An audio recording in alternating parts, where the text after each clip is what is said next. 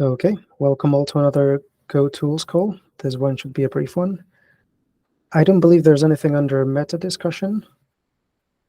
So jumping on to the next item, ID/editor/tools. The first one's mine. It's a proposal, sort of proposal I filed a few weeks ago because the jump to Go 121 broke a bunch of tools, including one of mine, because now the Go line in GoMod can contain a full Go version string, meaning like the trailing .0, for example, or like RC1. And some tools didn't. Some tools expected that version to be a simpler format, and there's no parser for that kind of Go version string, which is not Semver. This proposal has had some discussion. I guess I'm just trying to ping it because all I need is just to be able to compare the versions. All the other discussion about API, I don't really care that much about it. I just want to be able to compare versions. And it's kind of urgent because until I get something like that, I don't know what my tool is expected to do. I will prod Russ about it the next time I talk with him. Okay, thank you. I don't mean to put pressure on it. I was just giving a bit of an FYI that I don't care about all the parsing and other stuff. I just want to be able to compare. I saw your comment on the types.info.file versions issue as well. And I think what you said makes sense, that we can probably just get away with interpreting the AST Go version given such an API. So I think we should definitely have such an API available. And for all use cases that I can imagine of file versions, we would only need a compare func as well. Okay. Just for the sake of everybody else, I'm going to link this other issue here that Rob just mentioned. It's 62605. Thanks.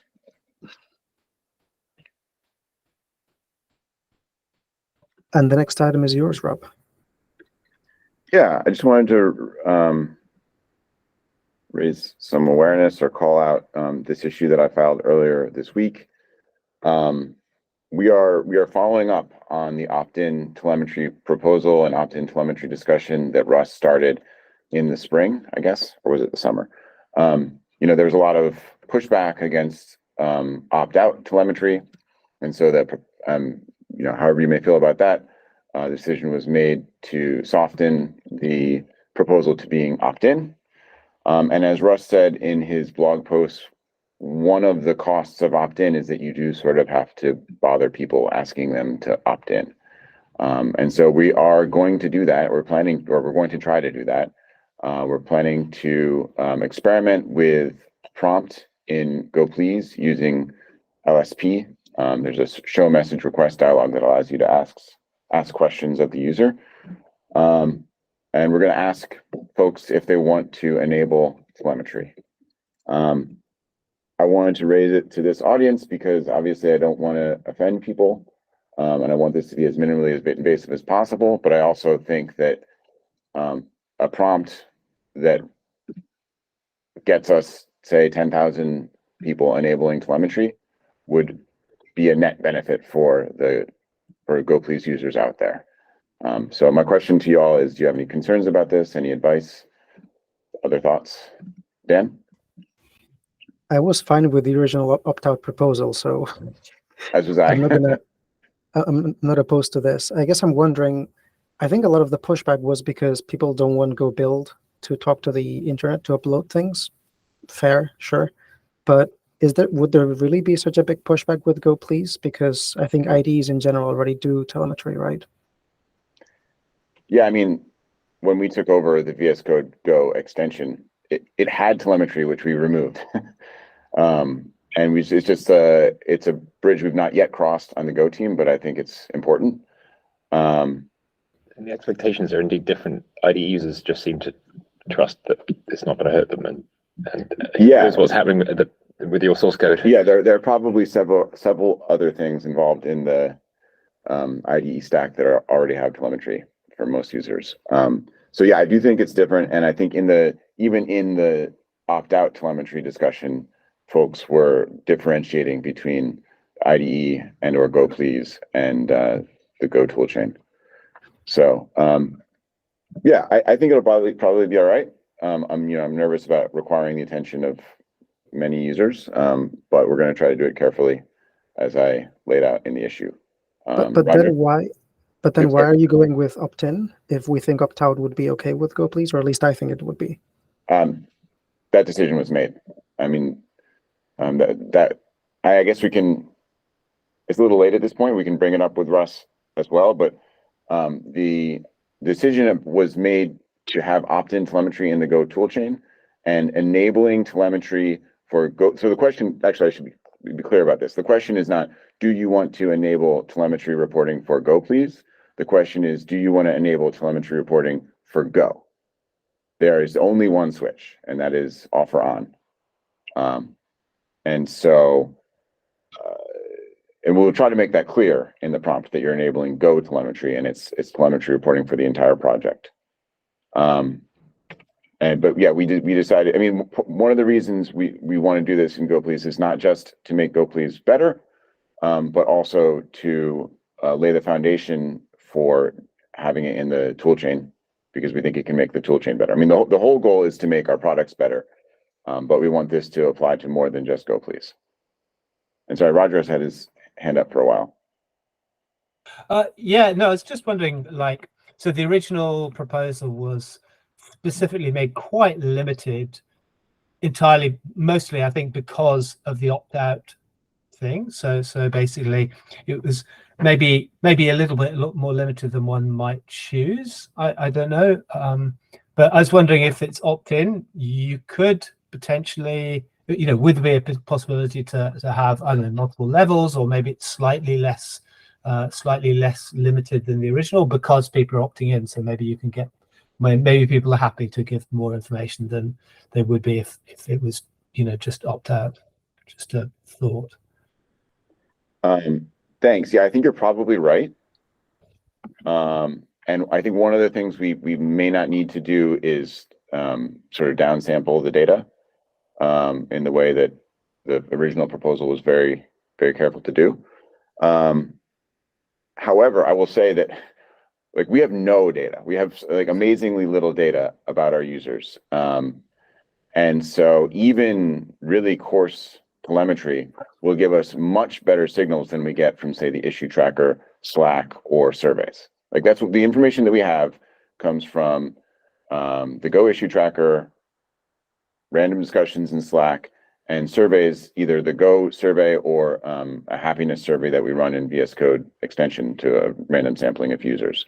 So we're not able to measure any sort of, we're not really able to compute any sort of metric for the population. We're not able to measure any sort of, fine grain detail about the user experience. And so just getting a counter of crashes and seeing whether that counter increases when we cut a new release will allow us to dramatically improve our reliability, I think. Yeah, the point about downsampling is not needing to downsample probably is a good one.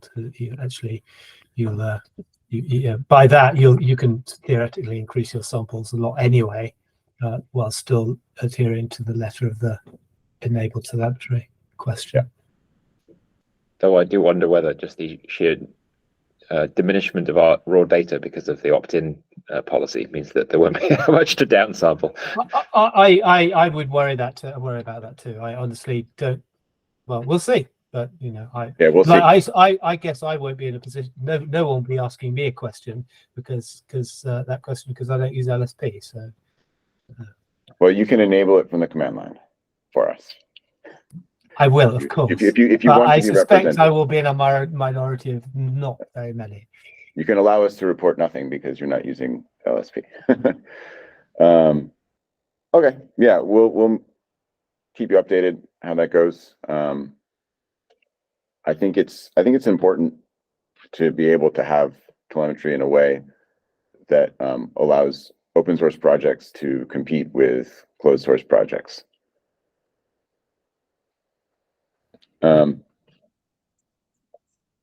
Okay, that's about it. We can move on. Oh, so that's me. So I've been working recently on an inliner, in other words, a function that transforms Go source code so that a function called f of x gets replaced by the body of the function f of x with arguments substituted appropriately. It turns out it's sort of, I just realized it's sort of like building an optimizing compiler. It's very easy to do the sort of the simplest correct transformation, which is basically just replace f with a lambda expression. But nobody really wants that. What really people want is highly optimized code, where optimization means not efficiency, but readability.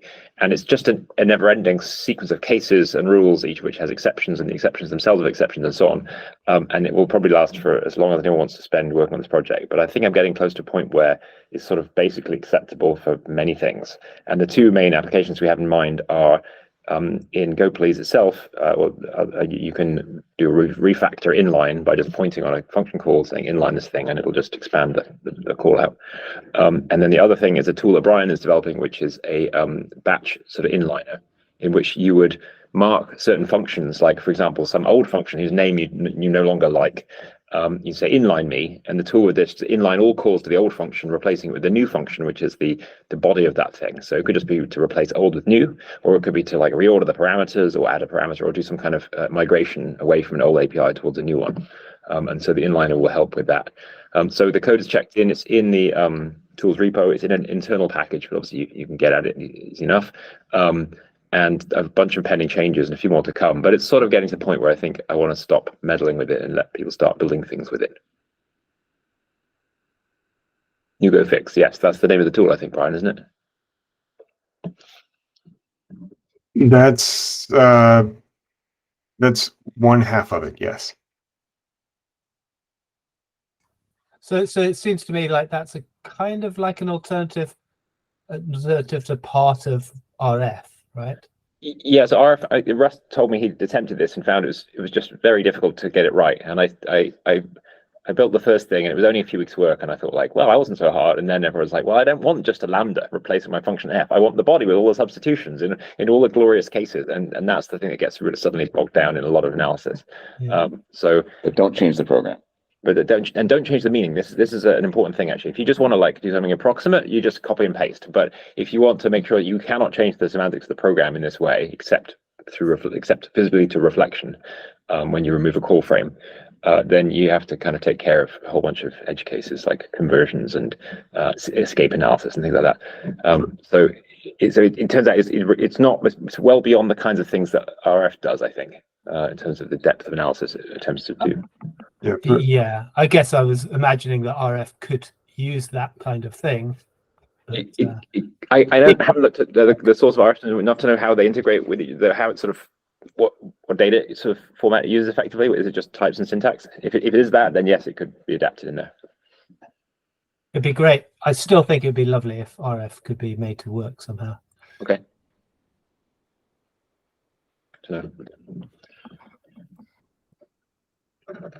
For a hook for an explicit action in GoPlease, like that level of precision probably isn't entirely necessary. But for like a GoFix tool, you really can't have any semantic changes there, because somebody might run GoFix on a whole code base and they don't want to bisect which of these semantic transformations is subtly wrong. Sorry, Dan. What Alan was saying about removing the lambdas, what if you have something like a defer? Do you just give up and leave the lambda? Defer simply cannot be done because there's no way to express defer without a function. I mean, the key thing is that it affects both return statements and also the treatment of panic as like a panic it's involved with a panic mechanism. And so there just isn't a way to get the same semantics without using a function call. So that's the one case where you really cannot make any progress. You can eliminate most of the parameters around it. Like you can still simplify the lambda so it has fewer parameters on, but you can't get rid of it. It turns out, fun fact, return statements in Go are redundant. If you have a defer and panic and recover, you don't need return. You can write any Go program without return statements.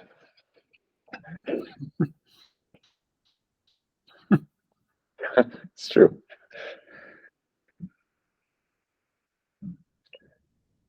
I was just going to say that per your comment, Brian, I thought the same, that maybe we could relax some of these constraints for interactive use, and Russ convinced me otherwise. Russ convinced me that the stricter and more correct a tool, the more useful it is in general. And I think that's probably true. I think we'll see in practice what people want, but we should default to being 100% correct. I'm not really unsure about that. When I built the rename tool, it was as strict as a compiler, and I thought I was very proud of that. And then everyone said, "Oh, it just keeps complaining that my program is ill-typed when I'm trying to rename a variable because I'm in the middle of composing this program. Why would I want this thing to be so strict?" And in fact, Brian himself, the paragon of strictness in programming, has complained about the exact same thing. And so I think that there's sort of you sort of want different things depending on different contexts, like batch tools versus interactive ones. Yeah, I also find that with like GoDef, actually you want it to be able to find something that's, you want it to do as the perfect job when the perfect job is possible, but actually you want it to do a good enough job when the perfect job is not possible. Yeah.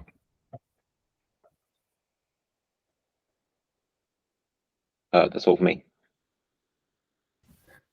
A quick follow-up on my side. It's kind of funny that we have an inline for function calls almost ready now, but we don't have any way to like inline a constant or variable. I wonder if that would be easy to do. Yeah, it sounds like it should be easy to do. It's just a degenerate case, I would think, of the inlining function. So this would be where you replace an expression by its constant value. Yeah, but it might not be constant. Like, for example, I manually inlined an index expression into a slice today, but the slice was static, as static as a slice can be. One of the examples that I had in the GoFix proposal was there's like io.seekstart and there's os.seekstart, and one of them is defined in terms of the other, and so you would want to inline it not all the way down to the constant value, but to the definition where the inlining directive is applied. So you would say like replace all of the uses of os.seekstart with io.seekstart. I see. So that's kind of a pattern matching rather than a inlining. It's inlining in the sense of unrolling it by one layer of definition. Oh, that's all we do. We are only unrolling by one lambda beta reduction, basically. Yes. Yeah, I haven't done it recursively. I don't know if anyone want that. Otherwise, you end up with a bunch of assembly in there. I don't think anyone wants that. We do have open issues for inlining constants, and I was thinking about that earlier this week, but I figured it'd be a distraction at this point. Yeah, I don't think it'd be that hard. I haven't thought about it very much, but it seems like it should be. Let me think this week.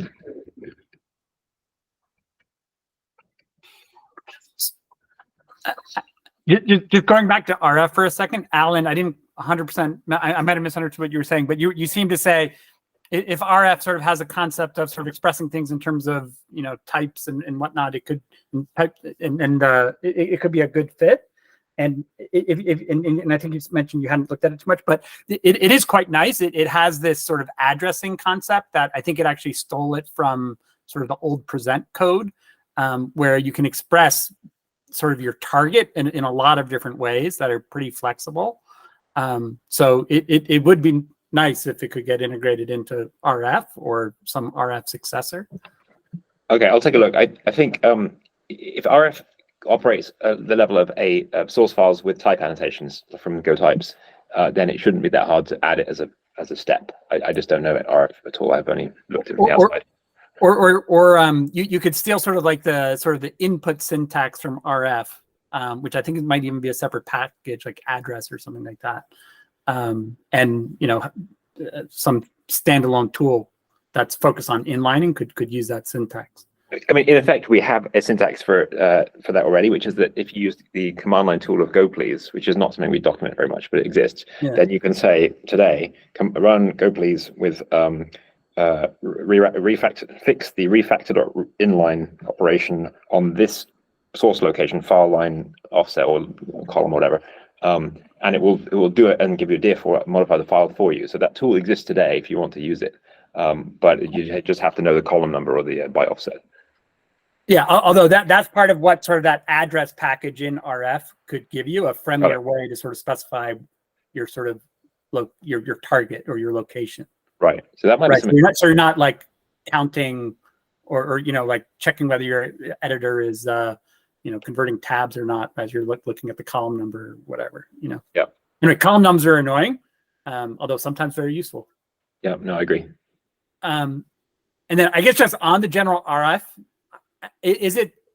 I sort of forget the sort of the main issue, but I think there was this sort of issue with sort of the loader and sort of the fact that there's sort of the test package wasn't playing well with the loader or something like that. I think Roger filed an issue, I don't even know how many years ago now.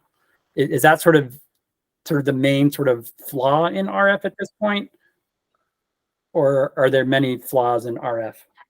As I understand it, there are quite a few flaws in RF. Like I've tried to use it. I've really wanted to use it at times of the part when doing big refactorings, because it'd be so handy to be able to produce a commit, a PR that says, I've run this tool, and have it, so people can look at the commit message and say, and have that actually verified by CI that reruns the same tool. And so the people can say, oh, I understand enough about that commit message and the command that it's running to avoid actually the need to actually look at every line in detail, because you really understand that. And I think that would be a super useful thing to have.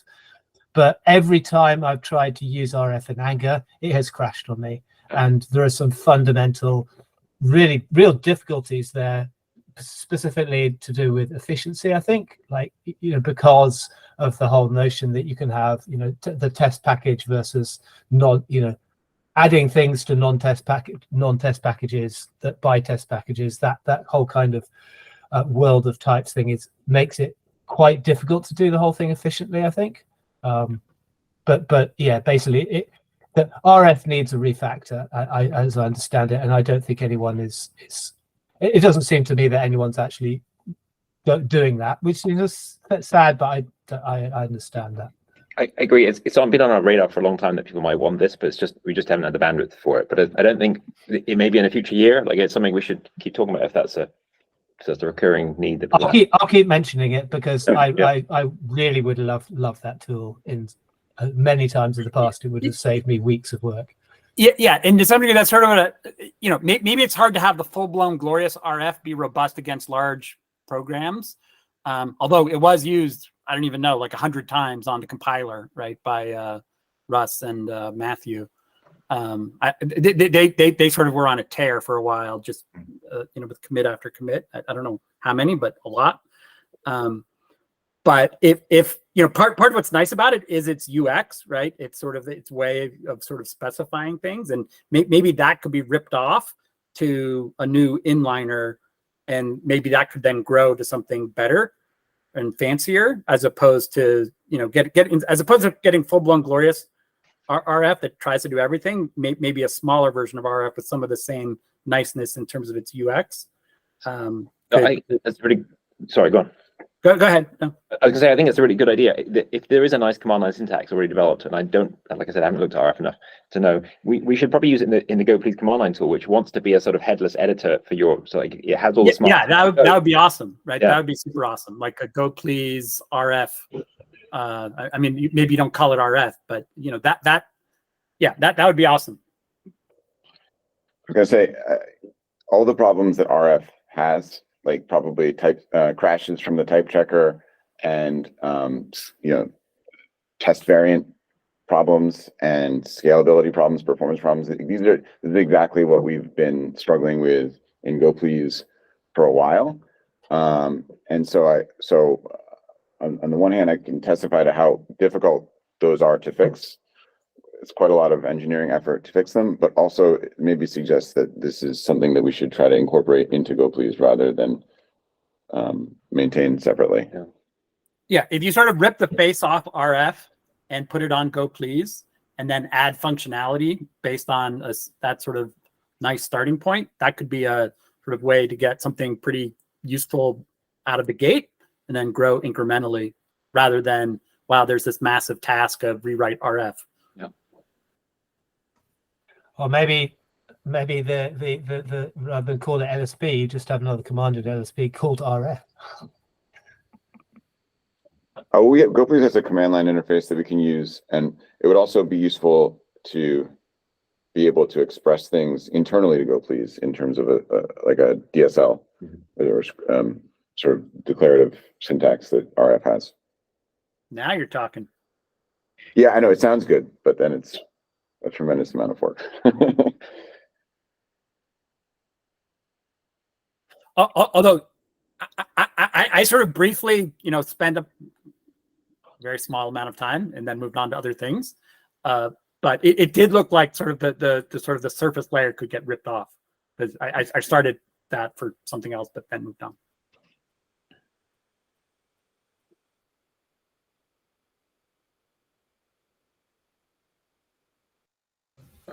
Should we move on to the next thing? Yeah. Yeah, I think we can. I was about to say thank you, Rob, for volunteering to do all this extra work.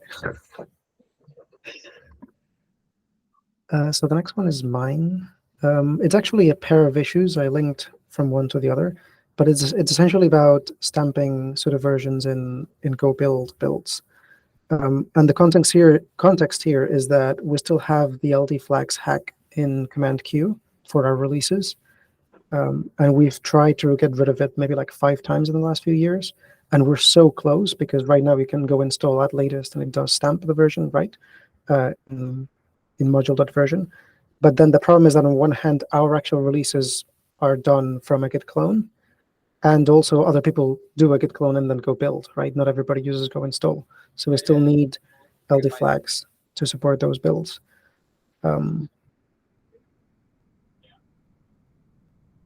And it's a bit of an awkward spot, because we want our builds to be reproducible, but it's with LD flags, it's kind of tricky. And one option that Paul was mentioning is, why don't we just have everybody build through the proxy? And it's something that we tried to push for a little bit, and we even got Go Releaser, which is the tool we use to make the release archives, to do that. So now our release archives don't do a clone and build, but then you're back to all the other people that still do that, such as Linux distros. And for example, Arch Linux, they were shipping Q binaries without a version string for years, and I only noticed by chance, and I told them to use the LD flags thing, because I don't think they have their own way of downloading the source. I don't think they would be happy with, oh no, you have to set up a proxy, even if it's not proxy.golang.org. Yeah, So okay. a lot of those distros build from tarballs, not from git clones. And Yes. so their stamping the pseudo version wouldn't really help, because we need the git history to identify the pseudo version. So yeah, so on the one hand, I think, like, I mean, the proposal is approved. We should clearly get to it at some point. On the other hand, there are a lot of cases that we kind of hope to have more version information embedded in a binary that proposal doesn't really help with. Mhm. I don't really know where I'm going with that. I agree, it probably should be independent of the build VCS. Maybe it should be independent of the build VCS. Yeah, it should be independent of the build VCS flag, because ideally you want a build from a local binary and a go install from upstream to be able to produce exactly the same reproducible binary. And if you embed build VCS information, clearly that doesn't work. So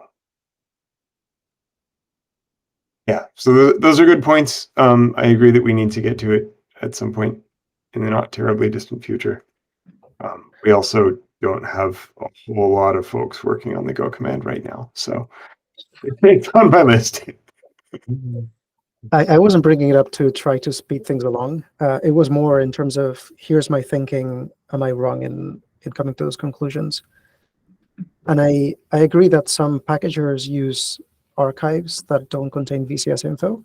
So they, with the proposal as it is written right now, they wouldn't get the stamped module version, and that is a problem. I think in that case, either we should tell them, then do a git clone. And if they complain, well, I mean, where else are we meant to get the version from?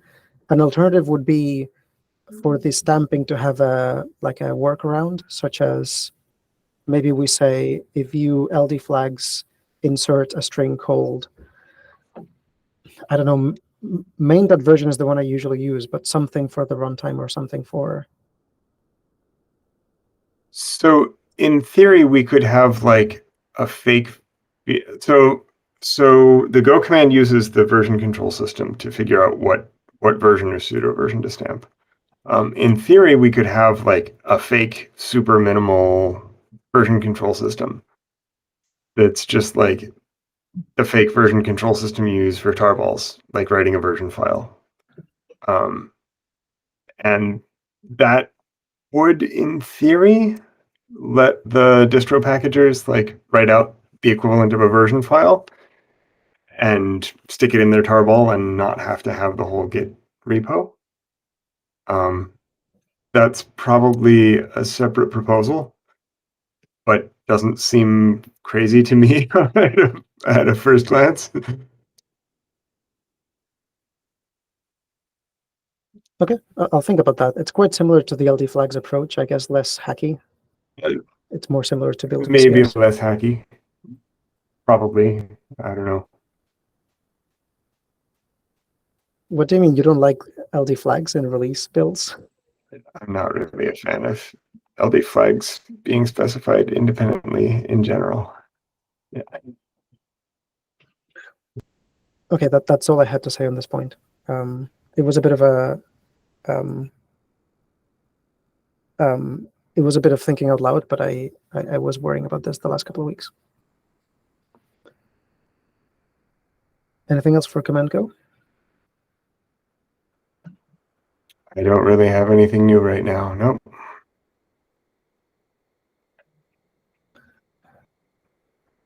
On to miscellaneous. The only point is mine, and it again sounds like I'm demanding things, but I don't want to come off that way. But something I found last year is that package site, and now I realize we don't even have anybody from package site in this call anymore. So, but I'll still bring it up. If you add a new package, I'll say add it in Go 1, whatever. But if you add a whole new package, it doesn't do that. And it doesn't do that anywhere in the whole page. And it's always been kind of frustrating, but with the addition of packages like slices and maps, it's driving me crazy because I can't even remember when they were added because I almost always get it wrong. And I have to like go into my Go checkout and then grab the API directory, which is silly. And I guess I'm wondering on one hand, what are people doing? Because I can't be the only one. And on the other hand, should we prioritize this? I think we should, but. Seems like it should be an easy fix. Isn't it? Are you volunteering? I'm not volunteering. We should ask Jonathan.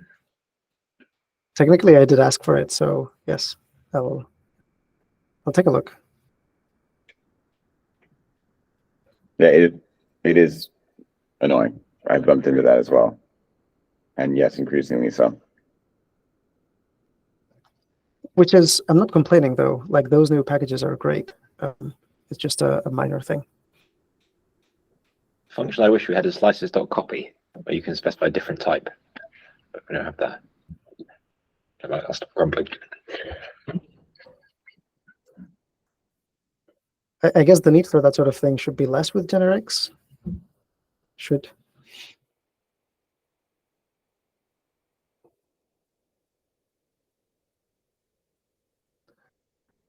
Anything else for the agenda, by the way? Because I think that's it. I'll pass on your item to JBA, who maintains the tool at the moment. Sounds good. So on to the next session, unless there's any more items. I was thinking sometime in November, because we're aiming for roughly every couple of months these days. And also so that then we can jump over the Christmas holidays and sort of have them be spaced out well. So let's see.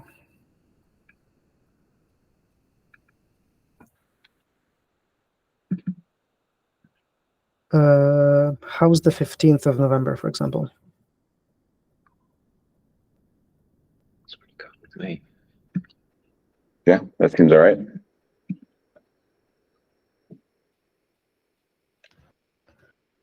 Okay, and I'm happy to run it again, so that should be easy.